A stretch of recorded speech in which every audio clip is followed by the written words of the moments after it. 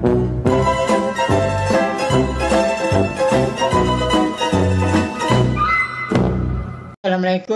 warahmatullahi wabarakatuh dan salam sejahtera.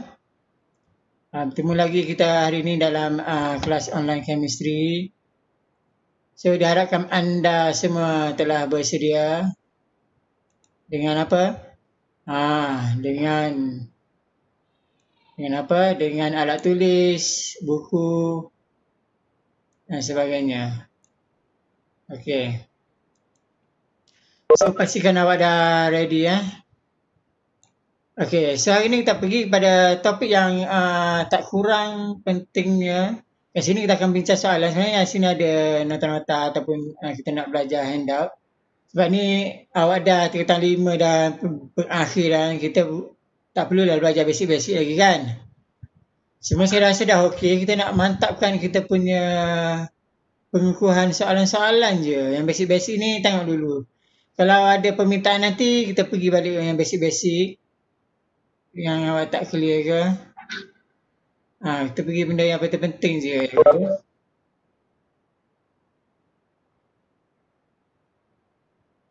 Ni.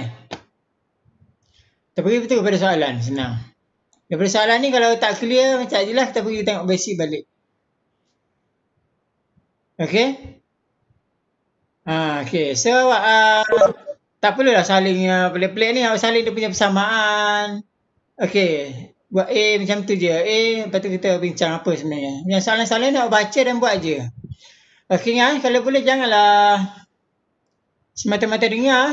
Pastikan tangan bergerak dan buat. Dan kita cek sama ada jawapan kita betul ataupun tidak. Okey, kalau salah boleh buat pembetulan terus. Boleh? Okey, ni soalan SPM ni 2017. Okey. Tentukan sama ada setiap tindak balas tersebut merupakan tindak balas redak ataupun tidak.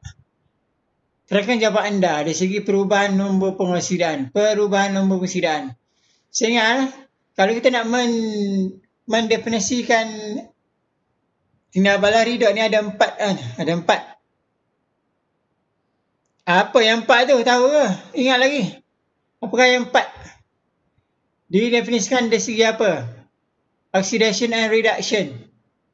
Boleh didefinisikan dengan tambah ataupun tolak terima ataupun derma oksigen. Yang kedua, terima ataupun derma hidrogen. Yang ketiga, transfer of electron, pemindahan elektron. Dan yang keempat, perubahan nombor pengoksidaan. So, bermaksud kat sini, awak kena tengok apa yang dia nak. Kalau dia cakap, terangkan jawapan anda dari segi perubahan nombor pengoksidaan. Awak tak boleh lah. Tak boleh nak explain by lain. Tak boleh nak explain dengan elektron. Tak boleh. So, kita kena definisikan dengan nombor pengoksidaan. Okey, buktikan. Okey, so antara A dengan B, yang mana redak ni? Dan yang mana bukan redak dan kenapa? Macam mana dia dinafikan redak dan tak redak? Okey. Boleh? Okey, cuba kita tengok balik kita punya ni satu persatu lah. Boleh tak senaraikan ni? Mana redak, mana tak redak? So, keluarkan macam mana? Kalau nombor pengoksidaan, keluarkan. Setiap ni ada nombor pengoksidaan dia. Kita keluarkan masing-masing. Tengok ada tak nombor pengoksidaan tu berubah ataupun tidak. Okey, saya keluarkan yang ini. Tapi siapa yang tak jelas macam mana nak keluarkan, boleh tanya. Kita akan pergi ke atas tadi. Iaitu atas tadi lah. Kita belajar dari segi awal, daripada awal lah. Okey. Okey, cuba tengok yang ini. PB. Berapa nombor persediaan dia PB? Nombor persediaan dia adalah charge dia. Kalau kita pecahkan ni, dia akan keluar charge PB. So, positif 2. Ada orang yang nak masuk. Okey, unlock meeting. Boleh masuk terus. Okey. Sebenarnya yang kita tahu dulu. Ni MG. MG kita tahu. Kalau jenis yang macam ni senang ya. Sebab dia melibatkan dia punya ion-ion asal dia. Keluarkan. Mg juga 2 plus. Cl minus 1. Mg yang ni plus 2 juga. Pb dia combine dengan ni. Maksudnya Pb tu plus 2. Cl pun minus 1. Keluarkan. Okey, so kita nampak dah. For nitrogen. Awak kena tahu kira balik nitrogen ni. Berapa? Okey, so kira nitrogen. Berapa nombor persediaan dia? Kalau tak ingat, senang je ingat. Ambil nitrit punya ion. Ingat nitrit. Kan? Okey, macam mana kira N? N tak tahu. 3 charge bagi dengan oksigen ialah negatif 2. Sama dengan negatif 1. Ni negatif 1 kat sini. Dia sama dengan. Macam tu. Okey, so 3 kali negatif 2 negatif 6. Tambah sana N sama dengan. Pergi sana positif lah. Positif jadi positif 5. N dah dapat dah positif 5. Positif 5. Oh, memang kita dah tahu negatif 2. Ini pun sama juga lah. Positif 5 sebab dia tak berubah kan. Oh, negatif 2. So, ada tak perubahan? Nombor persediaan kat sini. Nampak semua macam sama. Maksudnya dalam ajar awak kena buktikan macam ni. Keluarkan, tunjukkan jalan kerja tu. Okey, dapati A ni bukan mengalami proses redox. Tidak ada proses persediaan dan penurunan di sini. Kenapa? Sebab dia tidak ada perubahan nombor pengoksidaan. Kenapa? Dia tidak ada perubahan nombor pengoksidaan kalau ditanya. Okay, so ini adalah bukan tindak balas redox. Okay, cuba tengok B pula. Keluarkan B. Apabila tengok B. Okay, B positif 2 charge dia. N ni tak berubah kan? Macam tadi lah, tak berubah. Kita dah kira dah tadi. Positif 5. O. Negatif 2. Mg. Satu atom yang tidak ada apa-apa. Tidak berlanggan atom. Bukan ion dan bukan juga molekul. Bukan juga sebatian. So, nombor persediaan dia kosong. Boleh ingat lah. Satu atom yang alone macam ni. So, nombor persediaan dia kosong. Ataupun satu molekul. Contohnya oksigen, hidrogen. Okey, so nombor persediaan dia kosong. Bagaimana pula dengan magnesium? Magnesium ni, nombor persediaan dia positif 2. Yang ni samalah. Positif 5. Negatif 2. Yang ni juga kosong. Sebab apa? Nombor persediaan, ingat sekali lagi, nombor persediaan bagi atom yang tunggal macam ni, dia mesti kosong. Okey? Nombor persediaan dia kosong. So, kalau nombor persediaan dia kosong, cuba kita cek balik, ada tak yang mengalami perubahan nombor pengoksidaan? Okey, cuba tengok. So PB dapati ada. PB daripada positif 2 dah jadi kosong. Magnesium juga. Magnesium juga meningkat nampaknya. Daripada kosong meningkat kepada positif 2. Sedangkan plumbum daripada positif 2 menurun kepada kosong. So kita dapati bahawasanya ini memang ada redox. Okey. Mengalami proses pengoksidaan. So PB, kalau ditanya kenapa, cakaplah perubahan. Cakap dengan jelas.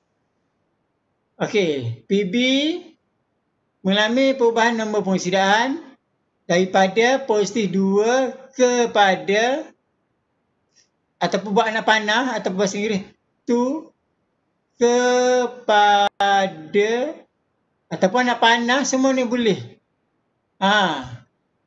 Okey, mengalami Kalau jawapan yang paling bagus. Tadi kan mengalami perubahan kan. Okey. Itu tak bagus lagi. Macam mana bagi dia lagi bagus? Okey, nombor persediaan plumbum berkurangan. Lagi mantap. Persediaan plumbum berkurangan daripada positif 2 kepada kosong. Itu memang A lah. Okey kalau ditanya reason kenapa. Okey, so tengok magnesium pula. Okey, cakap sama. Atom magnesium mengalami peningkatan nombor persediaan iaitu daripada kosong kepada bertambah kepada positif 2. So dia telah mengalami proses. Okey, so mana satu persediaan penurunan?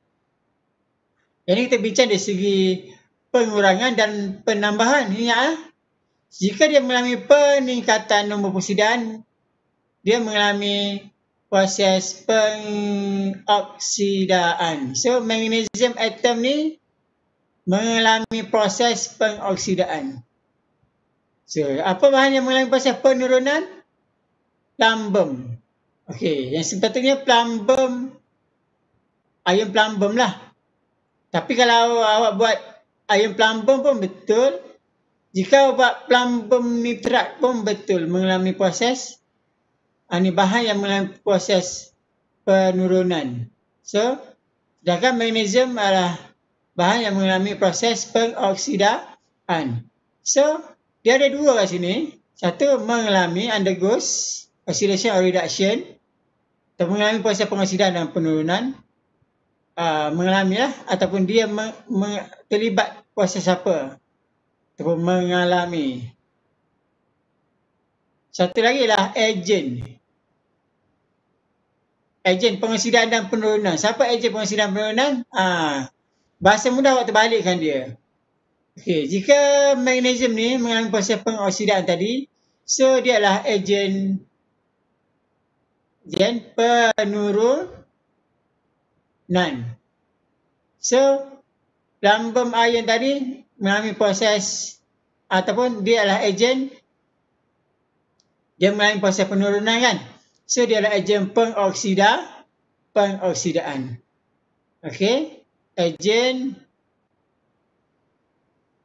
pengoksidaan. Ini penurunan. Okey, jelas Tak baca pun soalan lagi. Tak baca soalan, kita bincang kat benda ni je. Kena faham betul-betul. Okey. Macam mana kita nak cari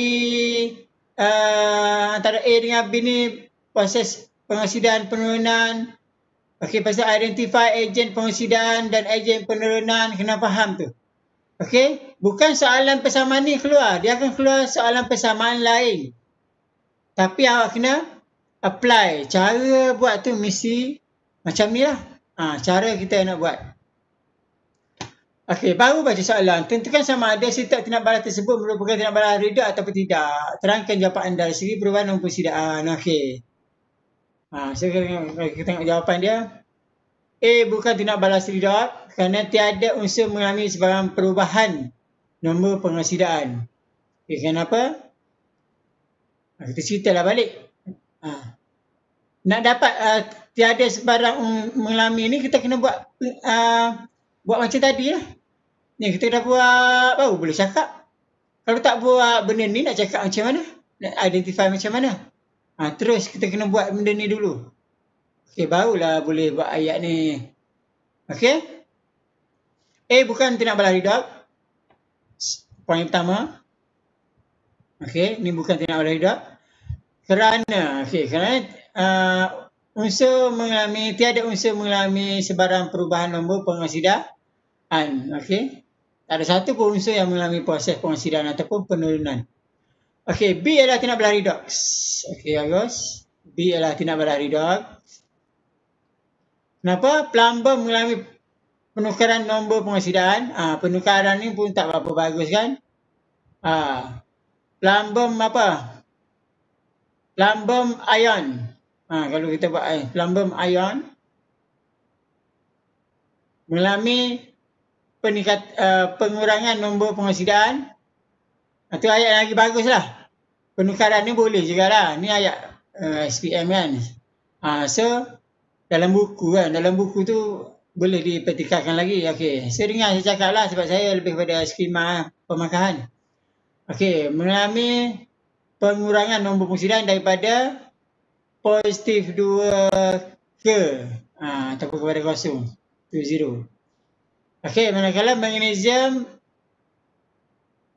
mengalami proses pengoksidan, dah cakap dah, pada nombor pengoksidan bertambah. Nak bagi ayat yang comel lah ni, ayat yang mantap. Okey, nombor pengoksidan bertambah dari kosong ke positif 2. Okey, boleh faham tak? Okey, chatting, siapa faham? Kita tengok chatting ni. Jelas ke? Jelas penjelasan kat sini? Bagus. Ini saya suka ni. Kita pergi pada soalan kedua. Kita main soalan SPM terus. Tak main ni soalan-soalan ni. Okey. Dah kamu ubah je. Ubah bahan je nanti. Jangan risau. Okey, cuba tengok soalan ni. Pelajaran 8 memberikan maklumat yang tindak balas 1 dan tindak balas 2. Okey, ni apa ni? Topik apa ni dalam pengusiran penurunan ni? Siapa tahu apa punya topik dia? Pengusiran penurunan ni banyak topik. Kan? Rusting, displacement of metal, halogen, YouTube kan? Banyak topik. Ni topik apa ya? Penyesaran. Bagus. Penyesaran logam daripada lautan garamnya. Lengkap macam tu lah. Kalau cakap penyesaran tu kira hebat lah tu. Okey, penyesaran logam daripada lautan garamnya. Ada satu lagi penyesaran juga. Penyesaran halogen daripada lautan halidanya. Okey. Yang ini bukan penyesaran halogen. Ini penyesaran logam daripada lautan garamnya. Okey, kalau daripada sini, cuba tengok apa dia cakap ni. Okey, logam M dengan kuprum sulfate. Okey, logam N dengan silver nitrate. Ataupun argentum nitrat lah. Okey, argentum nitrat. Logam lain-lain. Lautan pun lain-lain. Okey. Susah juga ni kalau kita tengok macam ni. Logam lain-lain. Lepas tu lautan lain-lain. Susah kita nak detect. So kita kena clue satu lagi clue. Iaitu pemerhatian. Ini clue kita ni. Pemerhatian. Dia kata untuk yang ini. M dengan kuprum sulfate. Dia kata lautan berwarna biru berubah menjadi tak berwarna. Kuprum sulfate ni sah dia lautan awal dia warna biru. Sah dia lautan warna biru. Sebab apa? Sah lautan awal ni warna biru. Kenapa? Sebab dia kuprum sulfate kan warna biru lah. Warna biru sebab apa? Adanya ion kuprum dalam ni. Kuprum ion ni warna biru. So asal dia warna biru. Copper ion ada. Kuprum ion ada. Okey, so cuba tengok dari segi M ni awak tak pasti lagi apa benda. Tapi sebenarnya kita boleh agak. Boleh agak sebab dia kata lautan berwarna biru berubah menjadi tak berwarna. Berubah menjadi tak berwarna. Apa idea kita kat sini? Berubah menjadi tak berwarna. Itu menunjukkan warna biru dah tak ada lagi lah. Warna biru dah tak ada. So mesti ini kuprum sulfate. Kuprum sulfate. Apabila warna biru ni tak ada, menunjukkan dia dah bertindak balas. Dia mesti bertindak balas dengan logam yang lagi reaktif daripada M ni mesti reaktif daripada kuprum. M ni mesti lagi reaktif. Maksudnya lagi atas pada kuprum. So boleh pilih M ni adalah apa-apa sajalah yang atas pada kuprum. Okey, yang siri ni cuba tengok. Kuprum berada kat mana? Kuprum berada kat sini. So mesti kuprum sulfate. Kuprum sulfate. M ni mesti atas. Maksudnya dia kata ambil zinc. Dia akan menghasilkan zinc sulfate. Tambah dengan kuprum. No more ion cuprum. Selepas nak balas. Ni atom. Maka tak ada ion cuprum, maka dia akan jadi tak berwarna. Colorless. Yang ni ada ion cuprum. Berwarna biru. So, dia jadi macam memang betul lah kita tambah dengan yang lebih reaktif daripada cuprum. Faham tu? Faham? Mesti. Apa-apa saja. Nak pilih yang mana? Pilihlah, tak kisahlah. Janganlah ambil kalium, natrium. Ni reaktif. Meletup nanti tak beruji. Jangan mentang-mentang boleh pilih belasan ni kalium. Kalium lama dah awak ni ke hospital ni. So, biasa kita gunakan magnesium, aluminium, zinc, macam tu lah. Okay. So, yang ni awak dah faham dah situasi dia kenapa jadi macam tu dan apa yang berlaku sebenarnya. So, sebenarnya berlaku lah ni lah. Ini sebenarnya yang berlaku pada tabung uji yang pertama. Okay. Cuba tengok pada tabung uji yang kedua. Ataupun tabung uji yang kedua ni. Dia kata silver nitrate. Silver nitrate ataupun Ag nitrat lah. Tak berwarna lah. Ag nitrat. Ag pun tak ada ion tak berwarna. Nitrate pun ion tak berwarna. Maka lautan tak berwarna berubah jadi biru pula dia nak di sini. Tidak berwarna jadi biru. Biru-biru ni kita tahulah. Biru-biru ni mesti cuprum. So nak tak nak mesti benda ni adalah copper. Sebab apa? Jika cuprum nak balas dengan Ag nitrate akan menghasilkan apa?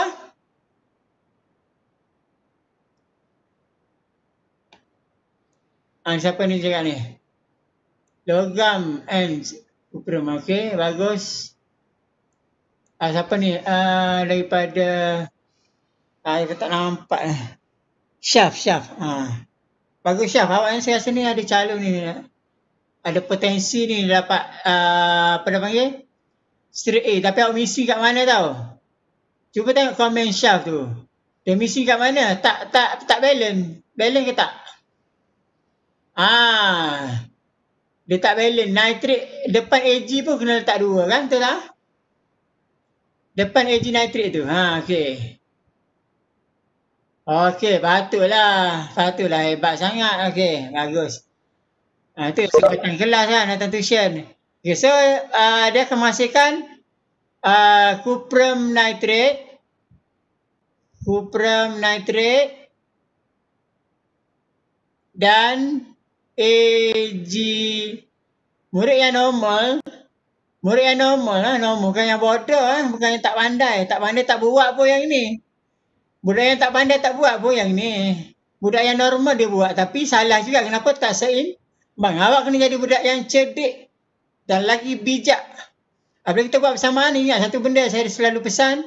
Seimbang. Mana tahu? Kena soalan struktur dia akan tanya benda-benda ni. Okay, essay mungkin tak tanya kan? Okay. So, kita kena seimbang balik lah. Walaupun dia tak cakap, kita tak baca soalan pun lagi. Kita bincang benda ni je. Okey, seimbang balik. Nitrate sini ada 2. 2 sini. Habis 2 situ. Ag jadi 2. Seimbang. Okey, so kita dah dapat dah. Daripada sini kita dah dapat dah lah. So, metode M kita dah dapat dah tadi. Pilih saja yang atas. Kalsium, magnesium ke. Zinc ke. Yang ni kita dah dapat. Okey, bila dah dapat tu, barulah kita baca soalan. Okey, baru kita baca soalan dia. Apa soalan dia ni? Mana soalan dia? Berdasarkan maklumat dalam rajah 8. Berdasarkan maklumat daripada rajah 8. Cadangkan logam M dengan N, kemudian tulis persamaan ion bagi kedua-dua tindak balas tersebut. Dia nak persamaan ion. Kita buat itu ialah persamaan kimia. Yang tadi kita buat itu persamaan kimia. So, macam mana jadikan ini persamaan ion? Okey. Kata yang ini dulu. Macam mana jadikan persamaan ion? Okey, so pecah je. Senang je kan? Kalau budak saya tu dah lama dah biasa ni. Dia jadi bosan kan? Ag plus dengan nitrate Cu2 plus dengan nitrit juga. Yang ni tak boleh pecah lah, dia satu je. Ni pun tak boleh pecah. So yang mana sama, matikan dia. Up. Sama apa? Sama kiri dan kanan. Bila kita pecah ni ada ion yang sama. Cancelkan dia. So, okay. So, okay betul. So macam mana? Itulah dia punya persamaan dia. Persamaan ion dia ialah, dah buat dah. Cu tambah dengan Ag plus, jangan lupa ion, menghasilkan Cu2 plus dan Ag. Okey. Cu2 plus dan Ag. Bayangkan dia punya ni macam ni pun tak apa. Okey. Dia tak perlu seimbang dah seimbang dah. Dah kebetulan seimbang, okey lah. Okey. Faham tak? Ada sebarang persoalan? So ini adalah persamaan ion dia. Bagi yang sebelah kanan ni. Nak balas 2. Macam mana yang tadi nak balas 1 tadi? Awak ambil apa? Zinc. Katakan zinc lah. Tambah Cu sulfate. Menghasilkan zinc sulfate. Plus Cu. Okey, ni pecah macam biasalah. Yang ni tak ada pecah lah, zinc je. Cu2 plus, sulfate 2 minus. Ini boleh pecah, zinc. Zinc 2 plus, sulfate 2 minus. Cancelkan dia. Sebab apa? Sebab dia sama. Sama cancel. Ni tak boleh cancel sebab tak ada kat sini. Ni zinc ion, ni zinc atom, ni zinc ion. Dua benda yang berbeza. Okay. Okay, so. Okay, so. Yang tinggal je lah. Yang mana? Zinc tambah cuprum 2 plus. Menghasilkan zinc 2 plus dan copper. So ini adalah persamaan ionnya. Persamaan ion dia. Okey? Boleh? Boleh faham tak? Okey, chatting. Siapa faham? Typo bukan zinc tapi Ag. Yang mana pula? Faham ni. Okey, faham okey, so tengok jawapan dia. Apa dia cakap? Ni dia lah. Tadi saya jawapan saya kan. Ni jawapan buku lah ni. Zinc, sama lah kan? Sama lah. Biji lah. Sama. Okey. Faham kan? Okey, so sekejap lagi kita akan berhenti rehat sebelum kita sambung lagi soalan. Kita rehat seketika. Okey, kita sambung kembali untuk sesi yang berikutnya iaitu online chemistry, kelas kimia. Okey, kita pergi pada soalan ni pula. Nampak semua dah kebanyakan dah masuk. Okey, ni soalan apa ni? Soalan biasa, soalan dia pattern macam tu kan, dia tinggal satu macam tu. Okey, yang ini apa dia punya subtopik dia ini? Subtopik apa ini? Idina, apa ni? Subtopik apa ni Idina? Mana Idina? Respon. Pengaratan perubahan ion. Subtopik perubahan ion. Pengaratan besi dah. Rusting dah. Perubahan ion. Okey, ini adalah subtopik. Awak subtopik pun tak tahu ni macam mana ni. Ya, kena mantapkan lagi. Ini adalah subtopik dia ialah perubahan ferrum 2 kepada ferrum 3 dan ferrum 3 kepada ferrum 2. Siapa ni? Yusuf Badrul. Hebat betul. Okey, orang lain sebenarnya dia okey, dia malu-malu je kan. Malu-malu nak setting. Okey, so ingat kalau ferrum 2 kepada ferrum 3 dan ferrum 3 kepada ferrum 2. Apa dia punya persamaan dia rupanya? Terkena ingat lah. Nak balas apa? Ferrum 2 ke 3 apa bahan kat sini? Ferrum 3, Ferrum 2 apa bahan kat sini? Sebenarnya kalau dari segi eksperimen dia kat sini lah. Kita boleh rujuk daripada yang asal tu.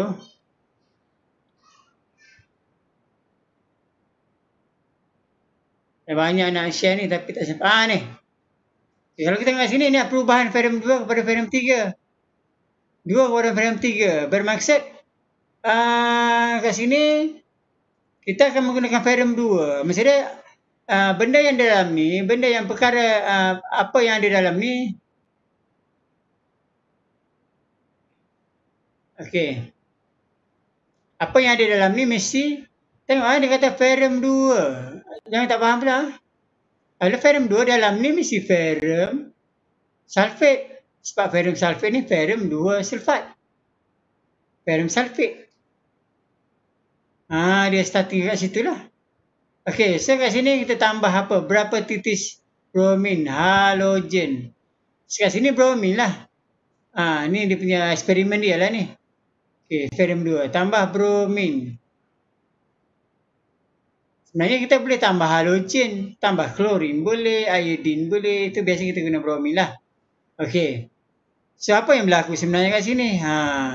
Kita nak cerita tentang apa yang telah dibuat oleh bromin. So apabila Ferrum 2, dia Ferrum 2. Bromin ni, bromin kita bagi sini lah. Dia bertindak dengan bromin. Siapa yang berlaku? Siapa yang akan bertindak sebagai ejen pengoksidaan? So, bromin bertindak sebagai ejen pengoksidaan. Dia telah mengoksidaskan benda ni.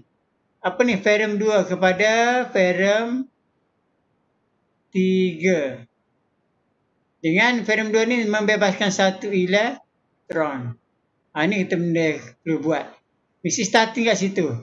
Yang ni starting benda ni, Br2. Starting Br2. So, Br2 dia akan jadi Br minus. Kita buat persamaan dia kat situ. Br minus. So, dah seimbang belum? Seimbang belum? Belum. So, dua-dua dah okey. Elektron belum seimbang. So, elektron sebelah kanan dapati ada 2. Sebelah kiri tak ada charge. Charge sebelah kanan ada 2 negatif. Negatif 2. Sebelah kiri kosong. So, kita kena tambah elektron sebelah ni. 2E. So, dia akan jadi Br2 tambah 2E menghasilkan 2Br minus. 2Br minus. Okey, itulah yang berlaku. So, kita tambah. Sebenarnya kena ingat tambah apa tadi? Untuk Ferrum 2, kita tambah satu bahan. Nama dia ialah halogen. Itulah dia punya benda dia. Okey. So, warna dia apa? Ferrum 2 ni, macam mana kita nak tahu dah berubah Ferrum 2 kepada Ferrum 3? Tak ada berubah sebab perubahan warna berlaku kat sini. Asal dia Ferrum 2 kita tahu warna dia hijau. Ferrum 3 warna dia perang. Macam mana tahu dah berlakunya perubahan dalam ni Ferrum 2 kepada 3? Hijau dah berubah jadi warna perang. Hijau dah warna perang. Maka Ferrum 2 dalam ni dah berubah jadi Ferrum 3. So benda ni dah berlaku lah. So siapa oxidation reduction ni? Siapa mengalami proses pengoksidaan dan penurunan? Okey, maka yang telah mengalami proses pengoksidaan ni, nombor pengoksidaan bertambah ni. Ataupun di segi explain by elektron pun boleh juga sebab dia membebaskan elektron. Siapa dia itu? Ferrum 2. Mengalami proses pengoksidaan. Kenapa? Nombor pengoksidaan dia bertambah daripada positif 2 kepada positif 3. Ataupun explain by elektron. Sebab Ferrum 2 telah membebaskan satu elektron. Maka dia telah mengalami proses pengoksidaan.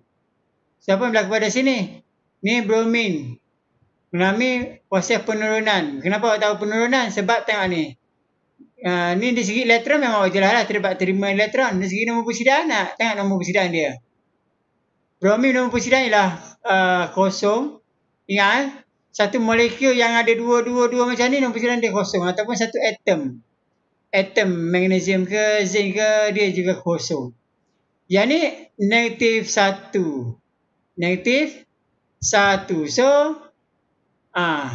So ni betul lah ni air bromin. Okey. So dia telah mengalami proses penurunan. Ni turun ni. Turun sebab negatif ni kosong. Kosong, negatif, positif. Dia turun. Turun ke bawah. Macam tu. Mengalami proses penurunan. Okey. Berapa dia telah nombor persediaan berkurang daripada kosong kepada negatif 1 jika dia tanya. Okey. Tu ferrum 2 pada ferrum 3 tadi. Tengok ferrum 3 pada ferrum 2 pula. Ferrum 3, apa bahan dia? Tadi ferrum 2 sulfat. Kalau ferrum 3, senang je lah. Ferrum 3 sulfat. Senang je. Relax je. Okey, dah nak ferrum 3. Ferrum 3 sulfat. Takkan tak tahu pun nak buat ferrum 3 sulfat ni lah dia punya formula dia. Okey. Kita kata ada ion ferrum 3 tapi dia bukan ferrum 3 je. Dia dalam satu sebatian lah. Okey. Ferrum 3 sulfat ni 3 ada kat sini ni. Okey. So. Asal dia warna perang. Okey. So macam mana berlakunya tindak balas? Kita akan tengok dia telah menghasilkan warna hijau. Kalau hijau dia jadi ferrum 2. So macam mana nak jadi ferrum 2? Ingat 2 ke 3 guna halogen, 3 ke 2 kita guna satu logam. Logam yang reaktif lah. Yang logam yang tak reaktif. Contohnya zinc, magnesium, aluminium. Logam-logam yang reaktif ni. Okey, ni reaktif lah. Jangan highly reaktif. Highly reaktif tu apa? Potassium, sodium. Tu highly. Kita tak sesuai lah. Kita buat eksperimen.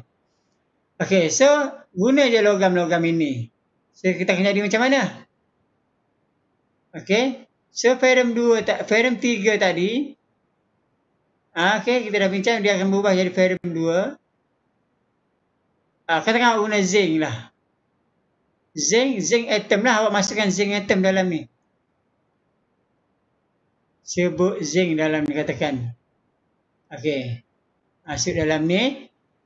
Zinc atom akan jadi zinc ion. Dia macam itulah. Tak ada zinc atom jadi zinc gas pula kan. Ion. Dia dua ni je. Kalau 3 jadi 2. Kalau 2 jadi 3. Macam tu je. Senang je awak ingat. So, siapa yang mengalami proses pengoksidan ni? Seimbangkan balik dari segi elektron. Okey, sini tambah satu elektron. Siapa yang tak clear lagi? Kata siapa yang tak clear tentang tambah elektron kiri, kanan, 1, 2. Boleh tanya. Kita boleh explain lebih lagi. Beberapa contoh yang lain. Siapa yang tak clear lah. Siapa yang dah clear boleh okey je lah. Zinc pula. Zinc akan menghasilkan zinc. Membebaskan 2 elektron kat situ. Okey, sini kosong, sini positif 2. Tambah dengan negatif 2. So, dia akan jadi kosong sikit. So, seimbang. Yang ni seimbang, ni pun seimbang. So, inilah persamaan dia. Kalau dia buat persamaan. Okey, ini ferrum 3 pada ferrum 2. Tambah elektron. Zinc dah jadi zinc ion. So, agent pula. Biasa dia tanya tu je. Yang mengalami dan agent. Okay, so ferrum 3 ni mengalami proses penurunan. So, dia dah agent pengoksidaan. Macam tu je. Zinc mengalami proses pengoksidaan. Zinc ialah agent penurunan. Atom zinc. Ion ferrum 2. Kalau agent ni biasanya kalau atom kita tulis atom. Kalau ion tulis ion. Kalau molekul tulis molekul. Biasanya kita gunakan zarah dia. Okey, itu secara teori tentang eksperimen yang inilah. Tengok soalan tu tanya apa.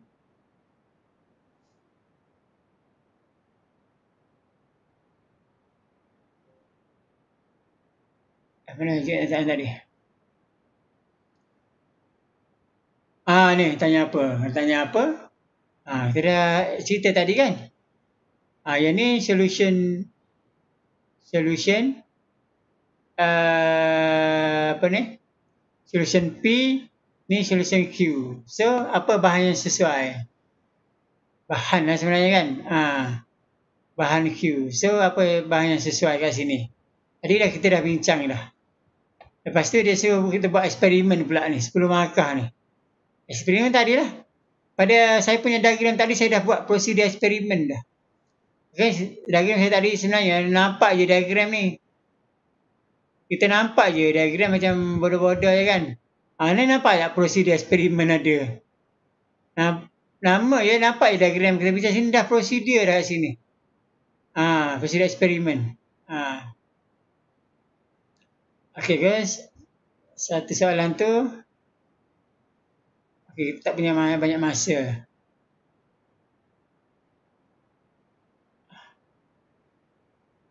Okey, lepas tu berdasarkan tindak balas 1 dan 2, cadangkan bahan yang sesuai lautan P dan lautan Q. Dengan milih sama ada tindak balas 1 atau tindak balas 2, huraikan satu eksperimen. Untuk mengkaji pemindahan pada satu jarak. Okey, yang ini pemindahan pada satu jarak pula. Okey. Kita tengok pemindahan pada satu jarak yang ini. Ni pemindahan elektron pada satu jarak. Okey, so kat sini, korang nampak tak saya nak bincang ada sikit masa. Pasal ada 3-4 minit je ni. Okey, cuba kita tengok sini. Ini ada pemindahan elektron pada satu jarak. Ingat, tapi cuba tengok yang ini.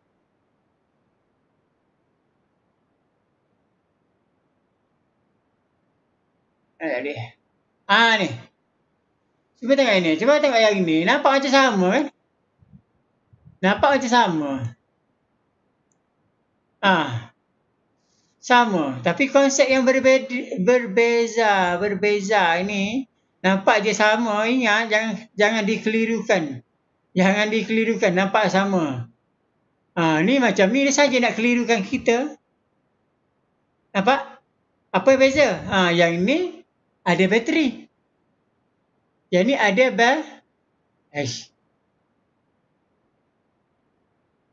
yang ni ada apa? Bateri. Yang ni tak adanya bateri. Ni ada galvanometer, voltmeter. Nampak tak? Nampak gambar je sama. Okey, yang ni guna elektrod karbon. Yang ni karbon. Yang ni guna silver. Ada kata lain logam. Guna logam. Yang ni karbon. Nampak? Dia adalah dua benda yang berbeza. Rupanya yang ni dia menggunakan kaedah. Nampak je macam ni tapi dia lebih kepada macam kaedah elektrolisis. Elektrolisis je dia macam ni je sebenarnya. Ni. Dia dalam satu benda yang sama je.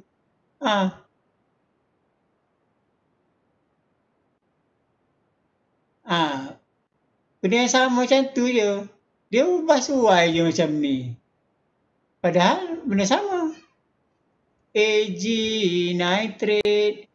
Yang ni lain. Yang ni ada ejen pengoksidaan dan ejen penurunan. Ini kita cerita tentang ejen pengoksidaan penurunan. Yang ni menggunakan kaedah biasa. Okey, masa dah tak cukup saya cerita sebentar lalu je. Nak beza dia. Maksud dia jangan terpening pula. Yang ni dia ada ejen lah. Dia letak kat sini ejen apa. Pengoksidaan ke, ferrum sulfate ke, potassium manganate, acidified potassium manganate ke. Dia bagi satu ejen. Yang ni tak ada. Yang ni konsep elektrolisis macam biasa je. So kalau konsep elektrolisis ni adalah jenis elektrod. Ni jenis elektrod. Apa yang berlaku pada sini? Silver. Maksudnya Ag akan jadi Ag plus. Membebaskan elektron. Okey, apa yang berlaku kat sini? Pemilihan ion kan. Ada Ag plus dengan hidrogen ion sebagai solution ada air. Saya cakap sebentar lalu So pemilihan ion adalah Ag. Apa yang berlaku pada katot? Ag pada bawah. Tambah E akan menghasilkan Ag. Yang ni Ag ion, Ag atom akan jadi ion. Masa dia kat sini dia akan jadi semakin menipis. Sebelah ni akan jadi menebal. Okey, yang ni pula tengoklah ejen dia. Ejen apa? Dia letak ejen apa kat situ. Ejen sesuai, tengok sini lah. Kalau nak tengok ejen sesuai ni lah. Ambil lah. Ni saya dah letak kiri kanan ferrum sulfate, ferrum 2 kan, ferrum 3 dengan kalium manganat. Yang ni kita belajar di timeline lah. Okey. Maksudnya kita boleh letak ferrum 2 sulfat dengan kalium manganat. Contohnya sini lah. Saya buat sikit saya repeat lalu. Ferrum 2 sulfate, potassium manganat, KMNO4, berasid. So awak ingat balik. So yang ni awak buat macam biasa je. Kita start dengan Fe2. Fe2 dia akan jadi Fe3. Dia membebaskan 1 elektron. Yang ni KMNO4 ni, awak ingat dia punya ni. Wujud balik nota. Saya ringkaskan kat sini sebab masa dah tak cukup. Dia tambah dengan H+. Sebab dia kata berasid akan menghasilkan Mn2+ dengan H2O. Okey, kalau budak-budak bijak ni dia boleh seimbang dah ni. Okey, kalau nak suruh eksperimen, kita buat eksperimen dia. Tapi apa yang berlaku ni penting, kena faham. Okey, so seimbang je lah. Yang ni dah okey, seimbang. Yang ni dah seimbang. Yang ni je seimbang. Mn1 dah okey, O ada 4, tambah je sini 4. H dah jadi 4 juga. Kan, tambah je 4 kat sini. Okey. So, H jadi 4 apa? 8 lah kan? H jadi 8. Okey, so tambah 8. Tengok charge pula sebelah kiri dan kanan. Nak tambah elektron ni. Charge negatif 1 tambah dengan positif 8 jadi positif 7. Sebelah sini positif 2 ni. Ni ada positif 2. So kita kena tambah 5E. Jadi E ni elektron kan? Cepat sangat ke? 5E. 5 elektron jadi positif 2, sama lah kat sana. So tambah sini 5 elektron. Okey. Itu saja yang sebab kita bincang kat sini. Yang ni litis macam dia nak kabut sikit. Sebab nak cepat ni. Okey.